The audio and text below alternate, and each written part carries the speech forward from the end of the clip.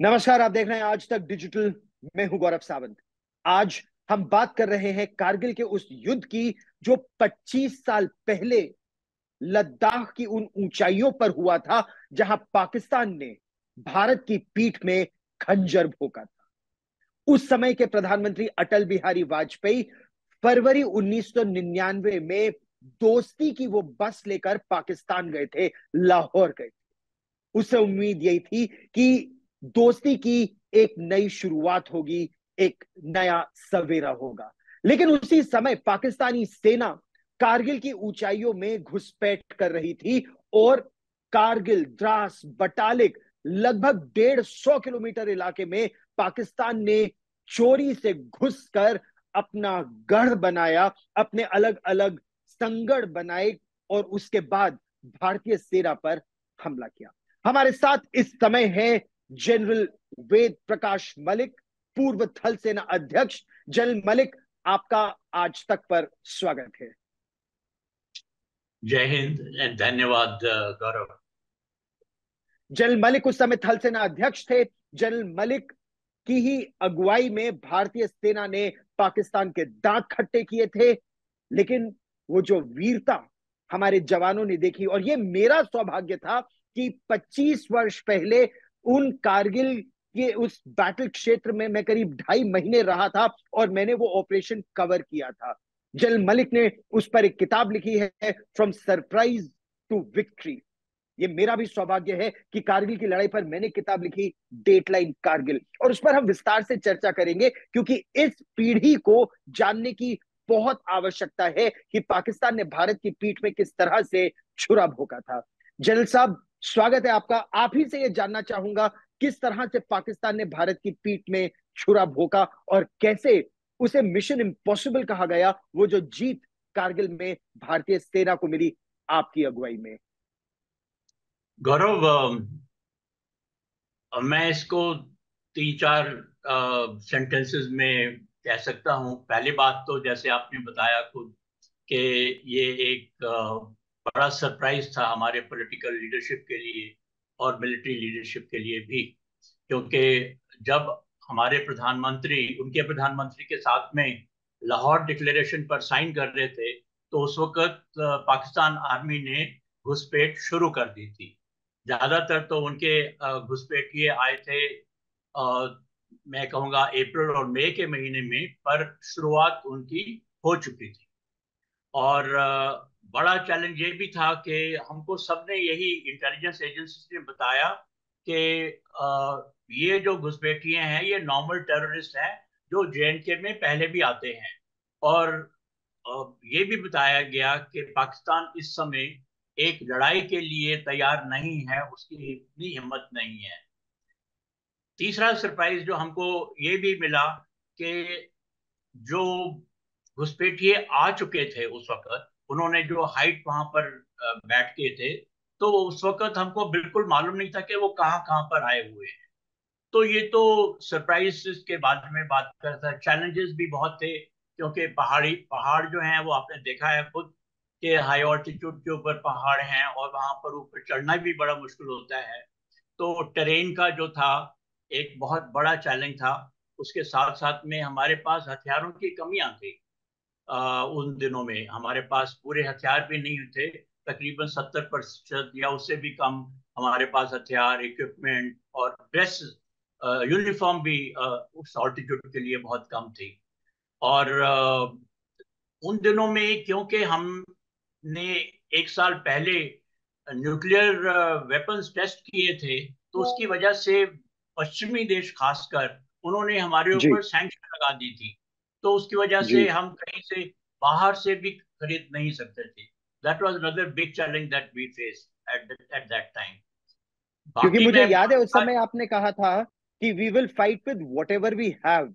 लेकिन अगर हम शुरू से शुरुआत करें, पाकिस्तान की मंशा क्या थी? पाकिस्तान आखिर जब एक तरह से ये पैगाम मोहब्बत और दोस्ती की बस और ये वो हो रहा था, नवाज शरीफ कह रहे थे कि अगर वाजपेयी आए तो हम सारे मसले सुलझा लेंगे, हम दोस्ती चाहते हैं, और वाजपेयी गए भी।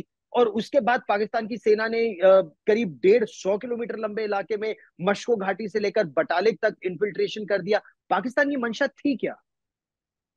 देखिए, आपको तो मालूम है कि पाकिस्तान के अंदर पॉलिटिकल जो लीडरशिप है और जो आर्मी की लीडरशिप है, ये दोनों इकट्ठे मिलके नहीं काम करते। वहां पर जो है आर्मी की लीडरशिप ज्यादा हावी है पॉलिटिकल लीडरशिप के ऊपर। तो कई बातें हैं जो आर्मी लीडरशिप काम करती है वो बताते भी नहीं है पॉलिटिकल लीडरशिप को। और यही बात हुई क्योंकि बाद में वहाँ के प्राइम मिनिस्टर नवाज शरीफ ने ये खुद माना कि मुझे पूरा बताया ही नहीं गया था आर्मी की तरफ से कि हम क्या करने वाले हैं। बाकी उनकी मंशा ये थी कि अगर वो हमारा हिस्सा, हमारे एलओसी का पार हम करके और हमारा हिस्सा कुछ काबू में कर लेते हैं, तो उनका विचार ये था कि शायद उसके बाद में हम समझौते के लिए तैयार हो जाएंगे और कश्मीर के ऊपर हम उनको कोई समझौते के ऊपर कोई हिस्सा उनको दे देंगे। ये उनका और तीसरी बात मैं ये भी बोलूंगा, क्योंकि अभी तक जितनी भी लड़ाइयां लड़ी हैं पाकिस्तान उसमें हार चुका है। और खासकर उस वक्त का जो चीफ था परवेज मुशर्रफ, उसने बड़ी कोशिश की अपनी तरफ से जब वो ब्रिगेडियर था कि सियाचिन के एरिया में वो कुछ पोस्ट उसके ऊपर वो काबू कर ले, पर वो उसमें फेल हो गया। तो ये भी उनके दिमाग में हमेशा चल रहा था कि कुछ ना कुछ हमको अभी करना है ताकि पाकिस्तान कुछ जीत अपनी तरफ से समझा सिखा दिखा सके।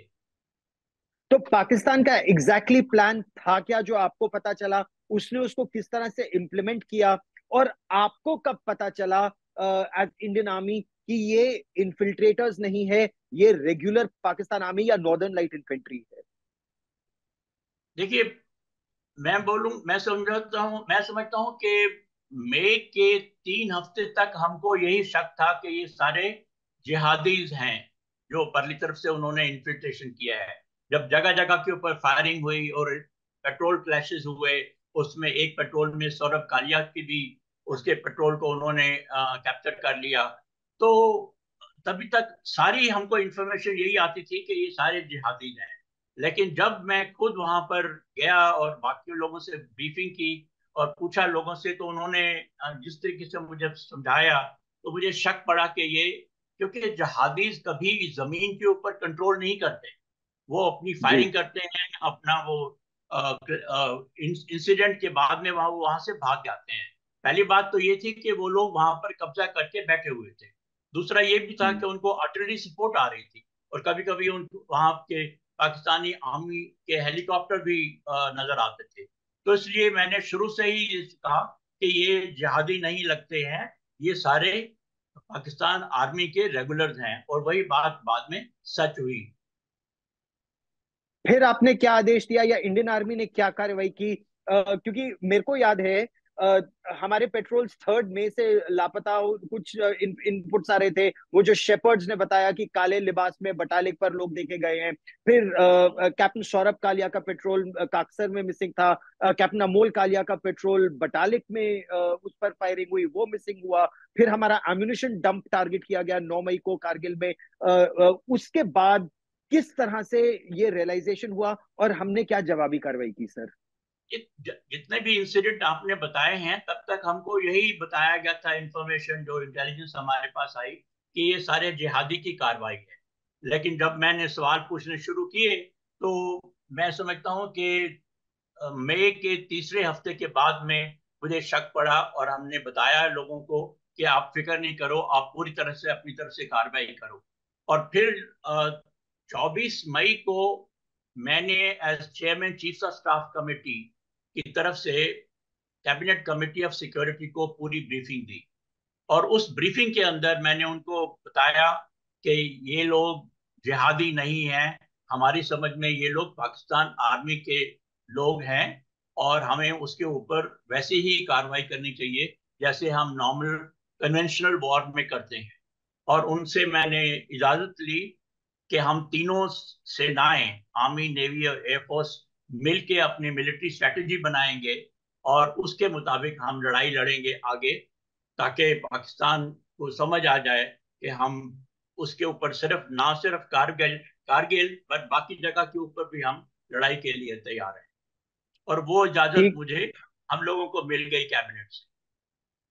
ठीक। फिर आर्मी की तरफ से लॉन्च हुआ ऑपरेशन विजय 26 मई को, और वायुसेना की तरफ से ऑपरेशन सफेद सागर को लॉन्च किया गया। क्या आर्मी और एयरफोर्स में 26 मई से पहले, क्योंकि अब जब हम 25 साल बाद ये बात कर रहे हैं, शुरू में कुछ कोऑर्डिनेशन की आपको कमी लगी? क्योंकि जो हमारा कैनबरा 21 मई को शायद उन्होंने पाकिस्तानी मिसाइल्स ने उसको टारगेट किया, इट वाज विंग्ड, उसके इंजन में आग लग गई, वो कुछ तस्वीरें लेकर आया। तो क्या कोऑर्डिनेशन में कुछ कमी थी सर? देखिए, कोऑर्डिनेशन की कमी मैं नहीं बोलूंगा, लेकिन ये जरूर था कि एयरफोर्स का नजरिया थोड़ा सा अलग था। और वो समझते थे कि जब तक कैबिनेट उनको परमिशन नहीं दे एयरफोर्स के फाइटर प्लेन को वहां पर जाने के लिए या आर्म्ड हेलीकॉप्टर जाने के लिए, तो ये जो जगह ये है एस्केलेट हो सकती है। तो इसलिए वो चाहते थे कि कैबिनेट की तरफ से उनको परमिशन मिलनी चाहिए। और जब 24 तारीख को ये परमिशन मिल गई, तो उसके बाद में वो मिसअंडरस्टैंडिंग भी खत्म हो गई। और उसके बाद में हम तीनों सेनाओं ने मिलकर मिलिट्री स्ट्रेटजी बनाई और उसके मुताबिक काम भी किया। क्या परवेज मुशर्रफ ने या पाकिस्तान की आर्मी ने यह सोचा था कि इंडियन आर्मी एक इतने कोऑर्डिनेटेड तरीके से काउंटर अटैक करेगी आपकी दृष्टि में? और आपने किस तरह से कोऑर्डिनेट किया वो ऑपरेशन? क्योंकि जो शुरू की रिपोर्ट्स, जब मैं रिपोर्ट कर रहा था वहां द्रास से या बटालिक से, तो जिस पहाड़ी को हमारे जवान चढ़ने की कोशिश करते थे, वहीं से उन पर फायरिंग हो जाती थी, और आर्टिलरी अटैक्स तो हाईवे तक बहुत जबरदस्त तरीके से हो रहे थे। तो आपकी क्या सोच थी उस समय, जल मलिक? ये पहली बात तो सीधा ही मैंने फौज को बताया, आर्मी के जो वहां पर डिप्लॉयड थे, कि देखिए आप इनको जिहादी समझकर इनके ऊपर कार्रवाई नहीं करिए।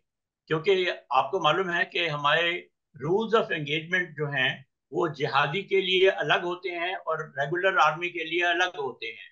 तो पहली बात तो हमने ये की कि ये जो रूल्स ऑफ एंगेजमेंट है उसको चेंज किया हमने, और उस तरीके से कार्रवाई की जैसे हम कन्वेंशनल वॉर में करते हैं।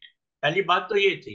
और दूसरी बात, फिर जो स्ट्रेटेजी हमने बनाई तीनों सेनाओं ने मिलकर, कि अब हमारी कोशिश ये रहेगी कि पाकिस्तान को कुछ डिसरप्टिव स्ट्रेटेजी में डाला जाए, ताकि उनकी जो फोकस है वो कारगिल की तरफ ही ना रहे, पर बाकी बॉर्डर्स के ऊपर भी चले जाए। और उस मुताबिक आर्मी, नेवी और एयरफोर्स ने मिलकर काम किया।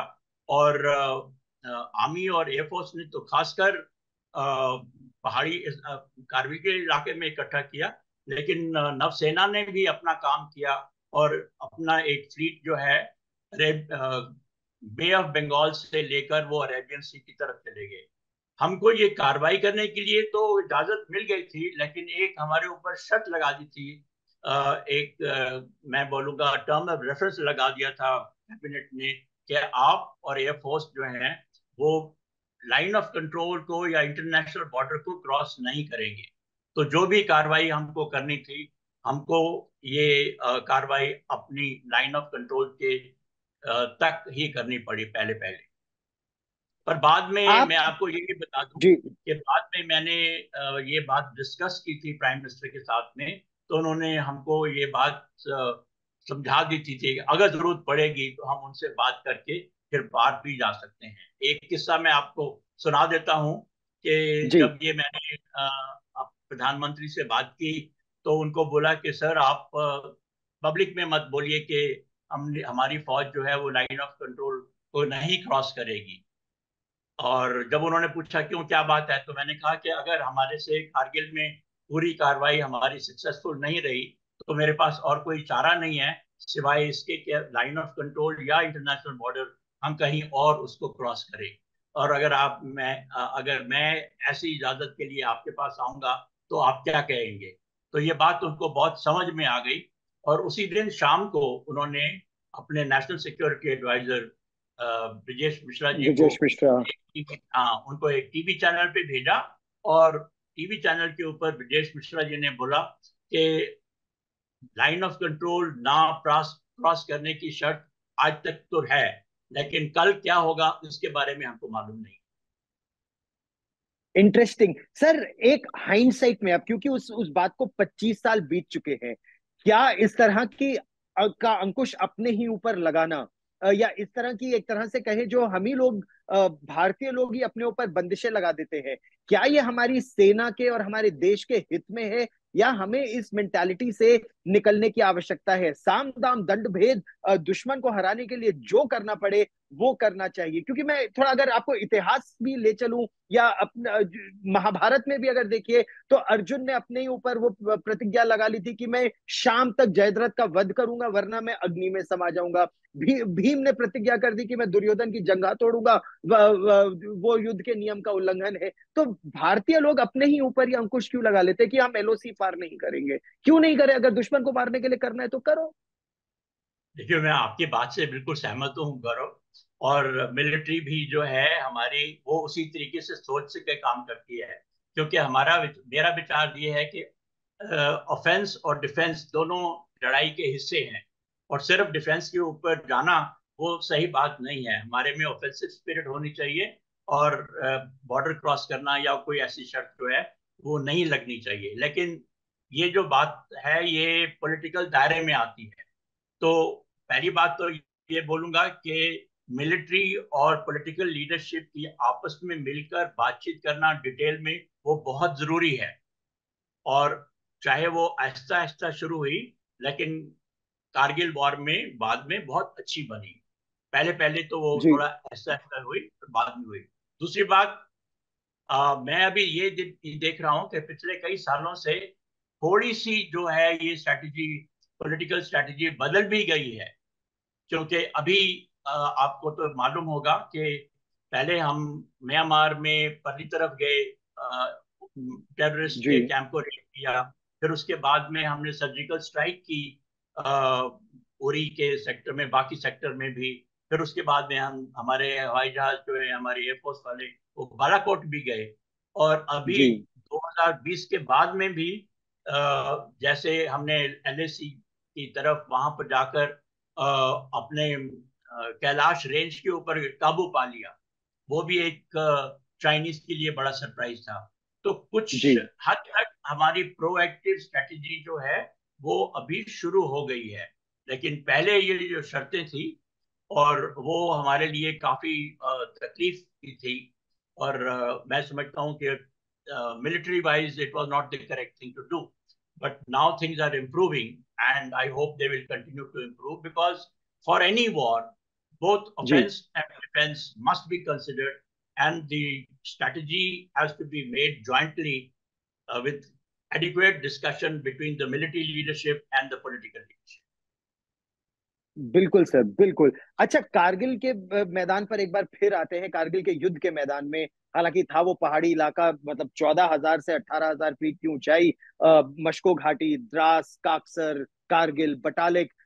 सर, जहां जहां हमारे जवान चढ़ रहे थे, वहां वहां उन्हें समस्याओं का सामना करना पड़ रहा था।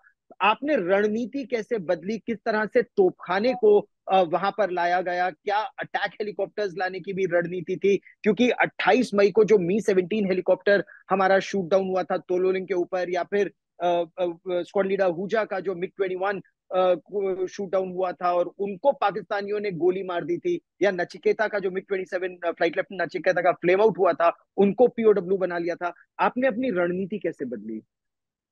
देखिए, एक तो मैंने बताया आपको, जो मिलिट्री स्ट्रैटेजी की नीति थी वो हम तीनों सर्विस चीफ्स ने इकट्ठी फैसला किया था कि हम अपनी तरफ से हर जगह के ऊपर, पाकिस्तान के ऊपर दबाव डालेंगे। उसके अलावा आर्मी और एयरफोर्स में कोऑपरेशन सिनर्जी काफी बढ़ गई जब एक दफा हमको कैबिनेट कमेटी ऑफ सिक्योरिटी ने इजाजत दे दी कि ये एयरफोर्स भी इस्तेमाल कर सकते हैं। और तीसरा मैं बोलूंगा कि हमारे जो फॉर्मेशन कमांडर्स थे, जिन्होंने ये सारा ऑपरेशनल प्लानिंग की at the brigade, battalion level, brigade level या डिव लेवल, उन्होंने बहुत अच्छा काम किया। और सप्लाई चेन को हमने हमेशा ठीक नजरिए से देखा, क्योंकि supply chain is very important, particularly जब जी आप इतनी आर्टिलरी का इस्तेमाल करते हैं। और पहाड़ के इलाके में जरूरतें भी ज्यादा होती हैं, काफी खाने पीने की भी नहीं, बाकी और इक्विपमेंट वगैरह की भी होती है। तो सप्लाई चेन वगैरह है ये, इसके लिए मैं अपनी फौज को दाद देता हूँ जिस तरीके से उन्होंने दाद। पहली बात तो ये है। दूसरा, मैं आपको ये भी कहना चाहता हूँ कि हमारी जो ह्यूमन रिसोर्स कैपिटल है, हमारा ह्यूमन कैपिटल है फौज का, वो दुनिया में सबसे अच्छा है। और खासकर हमारी जूनियर लीडरशिप जो है, अगर हम कारगिल वॉर जीते तो ये जो है सेहरा मैं उनको देता हूँ जिन्होंने लीड किया अपने ट्रुप्स को। और despite all the challenges that we face, they manage to capture the objectives that were given to them. जब भी मैं वहां पर गया, और मैं हर 6 दिन के बाद में आता था, मुझे जी कभी वहां पर किसी ने नहीं बोला कि सर ये काम मुश्किल है या नहीं हो सकता। बल्कि दिल्ली में मेरे से जब सवाल पूछते थे तो उनका मुराल थोड़ा सा नीचा होता था और मेरा भी मुराल कम कर देते थे। लेकिन जब जब हम्म, मैं जाता था बाहर पहाड़ी इसमें कारगिल के सेक्टर में जवानों से मिलता था, तो मेरा अपना मुराल वो लोग ऊंचा करते थे, क्योंकि कभी भी उन्होंने मुझे ऐसा नहीं बोला कि सर ये मुश्किल है, ये कैसे होगा। किसी कमांडर ने नहीं बोला, किसी जवान ने नहीं बोला। नहीं, बिल्कुल सही बात है सर। और मैंने आपको वहां पर भी युद्ध के मैदान में देखा था। युद्ध के मैदान में आप लगातार आके उनका मनोबल बढ़ाते थे, और वो जो ब्रेव अधिकारी और जूनियर लीडरशिप और जवान जो लड़ रहे थे, मतलब चाहे वो तोलोलिंग की लड़ाई हो 12 जून की रात को 100 तोपें एक साथ गरजी थी, या उससे पहले जब सफलता नहीं मिल पा रही थी, या टाइगर हिल का ऑपरेशन या बटालिक का ऑपरेशन, हमारे जवान तो अनपैरेलल्ड है सर। 2.5 महीने रोज मैंने उनको ऑपरेशंस में देखा था, मई और जुलाई के बीच में। मैं आपसे पूरी तरह से सहमत हूं। लेकिन क्या कभी लगा ये मिशन इम्पॉसिबल है, नहीं होगा, हमें कुछ और करना पड़ेगा? देखिए, दो समय के ऊपर थोड़ा सा मुझे जो स्ट्रेस मैंने महसूस किया, पहला तो था तकरीबन 11-12 जून को जब हमने अटैक हम्म, तोलोलुंग के ऊपर किया। तोलोलुंग के अटैक से पहले मैंने जनरल महेंद्रपुरी जो जीओसी 8 माउंटेन डिव थे, एक दिन। उनको मैंने बताया था कि आप पूरी तैयारी करके जाओ, और ये कम तैयारी नहीं होनी चाहिए, पूरी तैयारी के बाद में आप अटैक करना। तो उन्होंने वैसे ही काम किया। और तो वो जो तोलोलिंग की लड़ाई है, गुत्थम गुत्था की लड़ाई हुई वहां पर, और वो कम से कम 5-6 दिन चलती रही। तो उन दिनों में हम्म, even in army headquarters I was feeling the stress कि whether we will be able to capture the Tololing feature or not. So that was a bit of a stressful period that I faced. And the second period, I would say कि in the first week of June only, Pakistan sent its foreign minister to India. Hmm, and जब वो पहले तो हम लोग prime minister को कह रहे थे कि इनको आने मत दो, कोई जरूरत नहीं है। लेकिन जब पॉलिटिकल लेवल के ऊपर ये बात मान ली, तो मुझे बड़ा फिक्र लगा कि अगर कोई सीज फायर यहाँ पर अभी मान जाते हैं, हमारी सरकार मान जाती है, तो फिर क्या होगा, क्योंकि वो कब्जा हम्म, किया हुआ जमीन तो नहीं छोड़ेंगे। तो उस हम्म, दिन मैं ले में था, जब वहां से ही मैंने एयरक्राफ्ट के अंदर से ही एक मैसेज भेजा पूरी इंडियन आर्मी को कि जो पॉलिटिकल बातचीत चल रही है उनको चलने दो। हमारा काम और हमारा उद्देश्य जो है और हमारा एम है वो बड़ा क्लियर है कि हमने इनको लाइन ऑफ कंट्रोल के परे तरफ फेंकना है। और वहां से मैंने सिग्नल भेजा पूरी इंडियन आर्मी को कि हम वैसे ही लड़ते रहेंगे कि जब तक हमारी जीत नहीं होती है। So that was another stressful point. उसके बाद में हमारे जवानों ने और हमारे जूनियर लीडर्स ने कभी मौका ही नहीं दिया मुझे कोई स्ट्रेसफुल फील करने का। सही बात है सर। उनसे बात करते हुए सीना मतलब गर्व से चौड़ा हो जाता था, फूल जाता था ये सोचकर कि उनके पास। और ये मैंने अपनी किताब में लिखा भी, और उस समय अपने रिपोर्ट में भी लिखा था कि अगर उन पहाड़ियों में वो कम भार ले जा पाते थे, क्योंकि खुद अपने पिट्ठू पर सब लाद के सामान लेकर जाना है, राइफल भी रखनी है, पहाड़ भी चढ़ना है, दुश्मन को भी हराना है, और ऊपर से दुश्मन गोली भी मार रहा है, पत्थर भी लुढ़का रहा है। ऐसे में अगर उनके पास ऑप्शन था कि ज्यादा गोलियां ले जाएं या ज्यादा खाना या शक्करपारे ले जाएं, तो वो खाना नहीं ले जाते थे, गोलियां ले जाते थे। और ये मैंने उनको पैक करते हुए देखा था, ले जाते हुए देखा था। तो अगर मैं एज ए सिविलियन मुझे इतना अच्छा लगता था, तो आपको तो एज ए आर्मी चीफ उस समय, मतलब आपको कितना अच्छा लगता होगा कि कुछ भी करेंगे, जीतेंगे। आपको ऐसी और कोई इंसिडेंट जो याद और आता है? ना सिर्फ अच्छा लगता था, लेकिन I always felt proud, and even today I feel very proud. That is our human capital that we have got, absolutely outstanding. और उसके लिए मैं हमेशा ही अपने जो फौज है उसको सैल्यूट देता हूँ कि जो मैंने देखा हो, जिस कार्रवाई को मैंने देखा कारगिल के, और वो ये भी मैं कह सकता हूँ कि पिछले 100 साल में मिलिट्री हिस्ट्री में ऐसा कोई वाकया नहीं हुआ जैसे हमारी फौज ने, despite all the challenges, all the difficulties, they were able to win that war. Sir, उस बैटल एरिया में क्या गैप्स बहुत ज्यादा थे? क्योंकि एट माउंटेन डिव, आपने एट माउंटेन डिव कमांड की, आप ही उसे लेकर भी वहां पर गए, और अब आपका बेटा उस डिव को कमांड कर रहा है। उस पूरे बैटल एरिया में गैप्स को पाकिस्तान ने जो एक्सप्लॉइट किया, क्या ये भारत के लिए एक बहुत महत्वपूर्ण लेसन है? एलओसी हो या एलएसी, गैप्स होंगे तो दुश्मन उसे एक्सप्लॉइट करेगा। हाँ, आपकी बात सही है। उस वक्त जब ये लड़ाई हुई तो हमारी जो पोस्ट लगी हुई थी लाइन ऑफ कंट्रोल के ऊपर, उसमें बहुत बड़े गैप थे। क्योंकि सोच ये थी कि यहाँ पर कोई रोड नहीं है, और पाकिस्तान लार्ज साइज फोर्सेस को वो पहाड़ क्रॉस करके इधर नहीं आ सकता, और ना ही उसको लॉजिस्टिक्स उसकी उस बात को लॉजिस्टिक्स को की तरफ से वो पूरा कर सकेगा। तो वो सोच के मुताबिक गैप जो थे बहुत बड़े बड़े थे, और पाकिस्तान की भी तरफ से जो गैप थे वो बहुत बड़े बड़े गैप थे। और आमतौर के ऊपर विंटर के बीच में तो इतनी बर्फ वहां पर होती है कि सोचा भी नहीं जा सकता कि वहां पर फौजी लोग जो हैं इतनी तादाद में वो लाइन ऑफ कंट्रोल क्रॉस करके इधर आ जाएंगे। तो आपकी बात सही है। तो उस बात कारगिल के बाद में फिर एक जो लेसन हमको मिला कि हमको वो गैप जो है वो कम करने पड़ेंगे, और इसलिए हमने फिर एट माउंटेन डिव को, जो हम कश्मीर वैली से लेके गए थे द्रास की तरफ, तो वहीं पर भी हमने लगा दिया है। आज भी एट माउंटेन डिव जो है वो द्रास कारगिल के एरिया में, अभी वो गैप जो है बहुत छोटे हो गए हैं। और सबसे बड़ी बात तो ये भी है कि लड़ाई के समय हमारे पास कोई गैजेटरी नहीं थी, कोई जी। ड्रोन्स नहीं थे, कोई सर्वेलेंस, सैटेलाइट सर्वेलेंस नहीं थी, कोई रेडार्स नहीं थे, नाइट विजन डिवाइसेस नहीं थी। तो वो सारे जो चीजें हैं, और हेलीकॉप्टर भी जो थे वो सिर्फ अपनी निगाह से नीचे देख सकते थे। उनके पास कोई ऐसा इंस्ट्रूमेंट नहीं था जो आइडेंटिफाई कर सके कि नीचे क्या हो रहा है ज्यादा। तो वो सारी कमियां जो है अभी वो पूरी हो गई हैं, और उसके साथ साथ में हमने जो पोस्ट अभी है वो बढ़ा दी है लाइन ऑफ कंट्रोल के ऊपर। तो this was one major lesson of Kargil war. क्या पाकिस्तान ने कुछ हासिल किया, या मतलब एक पाकिस्तान हारा, उसके दांत खट्टे हुए, कुछ भी उसने कारगिल के इस ऑपरेशन से अचीव किया sir?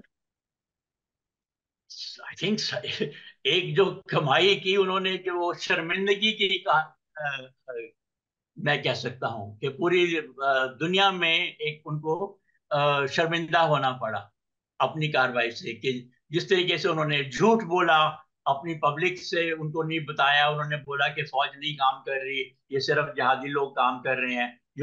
They had worked on that kind of strategy. So both with in the country and outside country, even today people, I would say, they curse the Pakistani leadership of that time for undertaking such an operation which was bound to fail. And I always say that Pervez Musharraf may have been a good commando soldier, but he was no strategist at all. You know, I mean, he could not think long as to, he thought that we will not be able to react, which I hmm. thought was a biggest failure on his part. और शायद ये पाकिस्तान की मानसिकता को दर्शाता है, वो बड़ा सोच ही नहीं सकते। पाकिस्तान ने शायद सोचा भी नहीं था कि भारत हैवी आर्टिलरी ले आएगा, एयर पावर एम्प्लॉय करेगा, या फिर क्या आप जेन्युइनली एक सेकंड फ्रंट खोलने वाले थे? कहाँ होता वो सेकंड फ्रंट? वेल हम लोग तैयार थे बिल्कुल सेकेंड फ्रंट खोलने के लिए, अगर हमको यहाँ पर विजय हासिल नहीं होती तो और तकलीफ होती तो आर्मी, मैं ये नहीं बता सकता आपको कि हमारे क्या ऑपरेशनल प्लान थे, लेकिन मैं आपको ये कह सकता हूँ कि हाँ, हमारी फौजें जो थी वो within a very short period they could have cross the line of control और international border if ordered, and if we had got the permission from the cabinet. Not only the army, but even the Air Force and Navy were also ready for such an operation. अच्छा sir, अब बात हो ही रही है तो अगर आपकी अनुमति हो, तो कई बार लोग ये बोलते हैं कि अरे पाकिस्तान भी न्यूक्लियर वेपन स्टेट है, इंडिया भी न्यूक्लियर वेपन स्टेट है, दो न्यूक्लियर वेपन स्टेट्स में जंग नहीं हो सकती, इसीलिए उसको टेरर वो करता रहता है और हम कुछ कर नहीं पाते। लेकिन कारगिल में भी आपने मतलब हमारे 527 वीर, उन्होंने अपने प्राणों का सर्वोच्च बलिदान दिया। पाकिस्तान के कितने मारे गए आपकी दृष्टि में? और अगर हम सेकंड फ्रंट खोलते तो क्या न्यूक्लियर वॉर का भी खतरा होता है? देखिए, कारगिल की लड़ाई itself is a lesson that there is space available between the nuclear threshold and the terrorism or terrorist activities, etc., where you can use the conventional war tactics or operations. So that itself is a lesson. I have always believed that in a limited war, a certain amount of, even in a limited war, certain amount of conventional war uh, can take place, and we have to be ready for that kind of thing. बाकी आपने पूछा casualties के बारे में। हमारी casualty तो पूरी दुनिया को मालूम है कि 527 के करीब हमारे आर्मी और एयरफोर्स के उनको मिलाकर हुई थी, और उसके बीच में ना सिर्फ जिनको गोलियों से या आर्टिलरी शेलिंग से, but even those people who died on account of either high altitude or on account of accident, they were also included. But Pakistan suffered many more.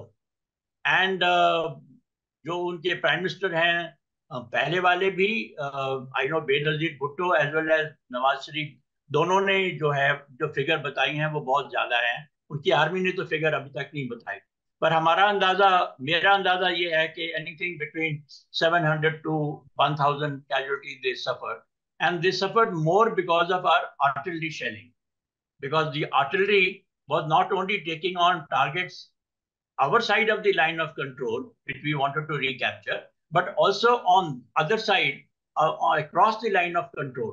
You know, we were exploiting our ranges, long range of Bofors and 130 millimeter and other guns, and we were taking on targets by having our observation officers flying in helicopter going up almost to 18,000, 19,000 feet.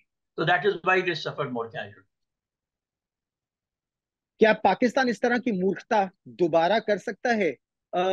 मतलब कारगिल में नहीं तो कहीं और? क्योंकि जैसा आपने कहा कि परवेज मुशर्रफ तो ठीक है, वो कमांडो था, टैक्टिकल थिंकिंग अच्छी थी, लेकिन स्ट्रेटेजिक थॉट नहीं था। ये तो संभवतः पाकिस्तान की सेना की ही प्रॉब्लम है कि tactically they may do good things, strategically there are disaster for their own country and for neighbours. लेकिन क्या पाकिस्तान फिर कुछ ऐसा कर सकता है या कहीं और? I hope not.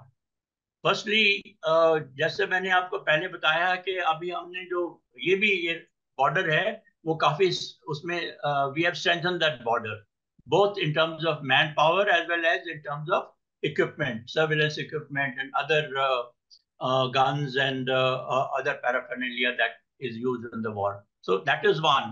बाकी सोच जो है उनकी, अब आपने यूज किया वर्ड मूर्खता, तो अगर कोई मूर्ख आदमी फिर ऐसा काम करे तो समझ जाना चाहिए उसको क्या जवाब मिलेगा। जैसा जवाब पहले मिला था वैसे ही जवाब उनको दोबारा मिलेगा। I hope and I don't I hope that they don't indulge in this kind of a thing again.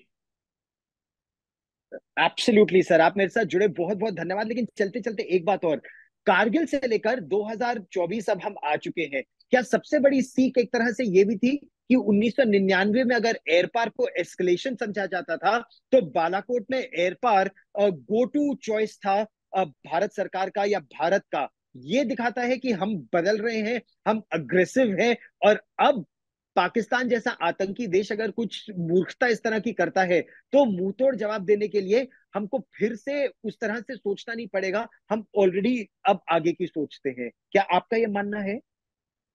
हाँ, मानना है ये।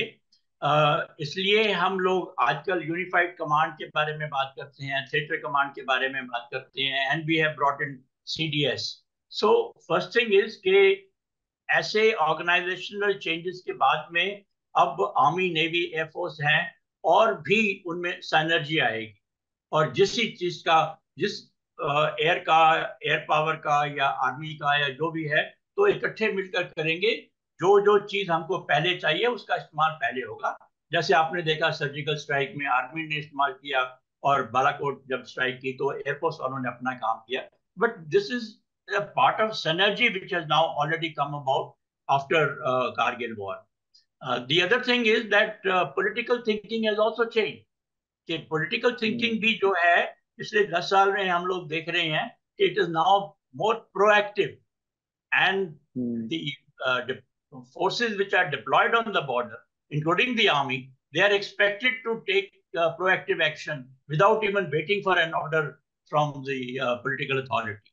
Of course, I mean, it doesn't mean that they will go indulge in something out of the way, but if there is a requirement, then they are ready, and they might, in fact, they are expected to take on proactive actions also.